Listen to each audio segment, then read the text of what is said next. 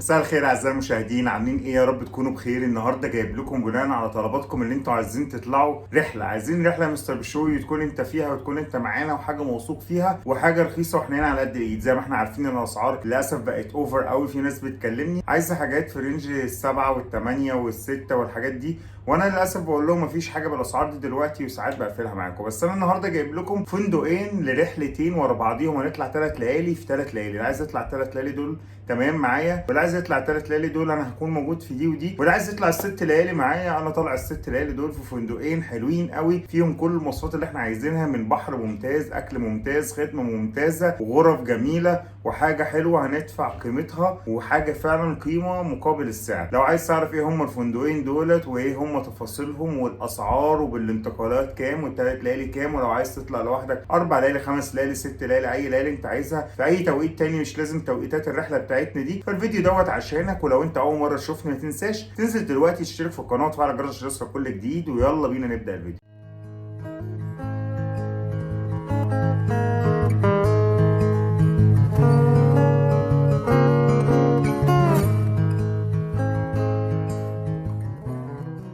زي ما احنا متعودين بحب ابتدي بالاعلى وبعدين احب ابقى اخش بالقليل شويه. الفندق الاولاني معانا طبعا انتقالاتنا زي ما احنا عارفين بتتحرك من التحرير او من نادي السكه لحد باب الفندق وترجعنا تاني. دول ال3 ليالي الاولانيين. هنروح فندق ايه؟ هنروح فندق اسمه سويس تاتش ريزورت. الفندق دوت في مرسى علم. الفندق ده انا شغال عليه من بدايه الصيف السنه دي، وديت ليه اكتر من هاني مون مش رحلات عاديه، وفي برضه عائلات راحت الفندق دوت. مفيش شكوى جات لي من الفندق، بالعكس ريفيوهات حلوه قوي وناس اتبسطت منه جدا. وجايب لكم سكرين شوت من اخر حد كان في سويس تاتش ده هناك. بيشكروا في الفندق من اول الاستقبال، الريسبشن كويس، الناس بتتعامل حلو، في بشاشه. الغرف كلها من اول حاجه مميزه في الفندق ده ان الغرف بتاعته كلها يا بول فيو يا سي فيو، فانت مفيش حاجه هتاخدها جاردن او خلفيه. الفندق كله بول فيو او سي فيو. دي نقطه. النقطه الثانيه الغرف بتاعته حلوه زي ما احنا شايفين كده، غرف نظيفه متوضبه ومتجدده كلها، السراير حلوه، شاشه، ثلاجه، الكل، التويليت بتاعك نظيف، كل حاجه بتتنضف كل يوم. لو انت طلبت ينضفها لك كل يوم هينضفوا لك الغرفه كل يوم. ننزل بقى كمان على الفندق، الريسبشن حلو مكيف، في واي فاي، في طبعا باركنج في الفندق. لو دخلت بقى جوه حمام سباحه متقسم 3 قطع، يعتبر 3 حمامات سباحه في قلب حمام سباحه واحد، ببار طبعا في النص. الاقامه بتاعتنا طبعا كامله، فطار وغدا وعشاء ومشروبات وسناكس.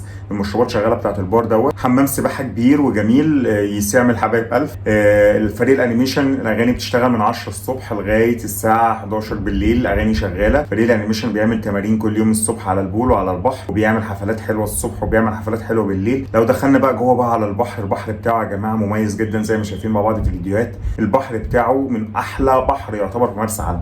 انا رحت فنادق كتير في مرسى علم، واقدر اقول لكم ان الفندق ده من وصف الناس ومن اللي انا شفته في الفيديوهات اقدر اقول لكم ان البحر بتاعه من احلى بحر في مرسى علم. الميه عاليه حلوه، رمليه مش محتاجه شوز، كريستاليه جميله. تقدر تنزل جوه كمان تعمل سنوركلينج. لو انت عايز تعمل سنوركلينج جوه هتشوف شعاب مرجانيه وهتشوف اسماك وحاجات جميله جدا. الفندق كبحر كويس، حمام سباحه كويس، الغرف كويسه، مساحه الفندق حلوه مش كبيره ولا صغيره، كل حاجه جنبيك. يعني انت تقدر تنزل من غرفتك كده جنبك المطعم، جنبك البول، خطوتين بقت في البحر، خطوتين بقت في الحفلات. الحفلات بتاعته حلوه، بيعمل حفلات حلوه بالليل برضه زي ما احنا شايفين كده. الفندق كله حلو قوي لكبار السن، حلو كمان اللي معاهم اطفال صغيره، مش العيال مش هتفرهدكم اللي هو يفضلوا رايحين جايين يا بابا طب يلا نروح البحر يلا نروح البول. لا، انت هتسيب حاجتك على البول مثلا او على البحر وتفضل رايح جاي براحتك، تروح تنزل البحر شويه، تروح تنزل البول شويه، تعمل اللي انت عايزه. كمان من الحاجات المميزه قوي في الفندق ان الاكل بتاعه ممتاز، التنوع بتاعه كويس، مش كتير ومش قليل، بس قالوا لنا ان كل حاجه موجوده في البوفيه، يعني فراخ،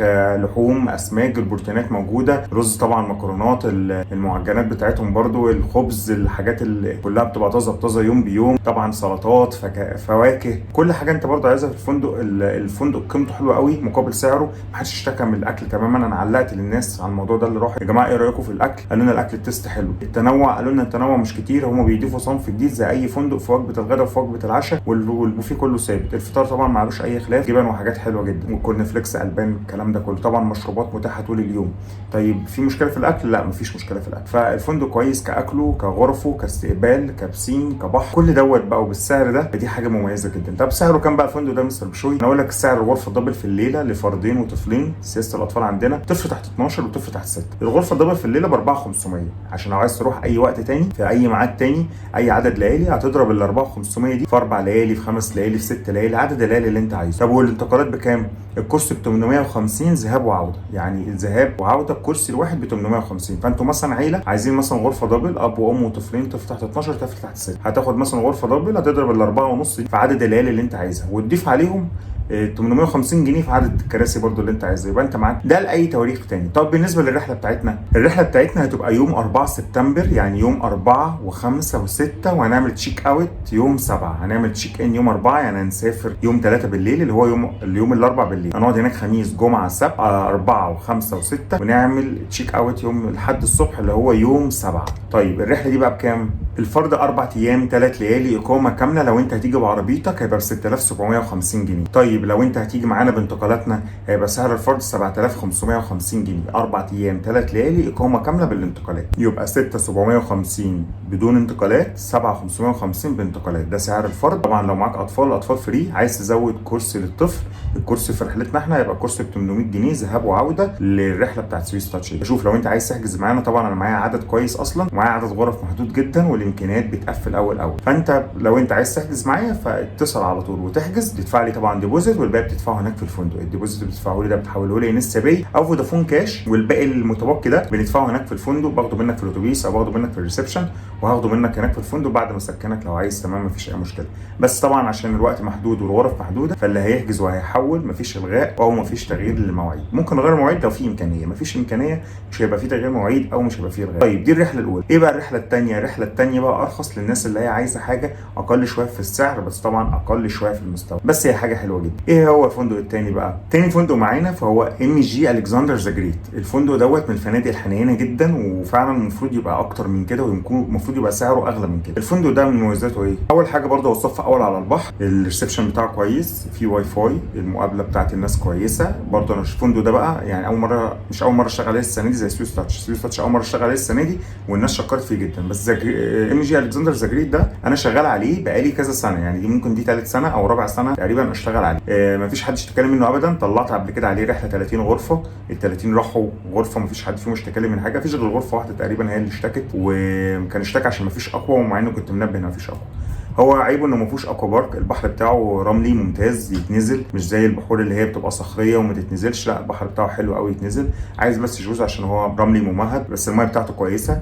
حمام سباحه حلو وكبير، الاكل بتاعه كويس، والغرف بتاعته كويسه. عيبه زي ما قلنا ما فيهوش اكوا بارك. بيعمل طبعا حفلات زي اي فندق، حفلات الصبح وحفلات بالليل. الاكل بتاعه برده مش واو بس مش وحش، يتاكل، ما عنديش حد اشتكى من الاكل ابدا. وتقدروا برضو انتوا بتراجعوا ورايا ام جي ابحثوا على ريفيوهات لسويس تاتش او لام جي الكسندر، مش هتلاقوا عليه ريفيوهات وحشه. يعني المفروض ان الفندق ده لو وحش او في مشاكل مثلا في الاكل، هتلاقوا الناس بتعلق عليه في الكومنتس او بتعلق عليه في الريفيوهات ان يا جماعه الاكل وحش جدا، يا جماعه ده البحر صخري، يا جماعه ده البول مش نظيف. الكلام ده مش هتلاقوه عن الفنادق دي. انا على فكره الناس بتطلب مني فنادق رخيصه، انا مش برشح عشان خاطر الفنادق اللي فيها مشاكل مش بشتغل عليها. معنى ان انا قلت لك الفندق ده حلو او قلت لك يلا بينا نروحوا، على فكره انا مش جاي معاكم لوحدي، انا جاي معاكم ومعايا المدام ومعايا اطفالي بنات صغيرين، فاكيد هناكل ونشرب في الفندق معاكم. فالفندق دوت لو وحش او اكله وحش او في مشاكل مش هقول يلا بينا. فام جي الكسندر برضو الاكل بتاعه ما فيهوش مشاكل، حمامات سباحه زي اي فندق بيعمل حفلات الصبح وبالليل، الغرف متواضعه بس كويسه ونظيفه وسليمه، وطبعا البحر بتاعه حلو،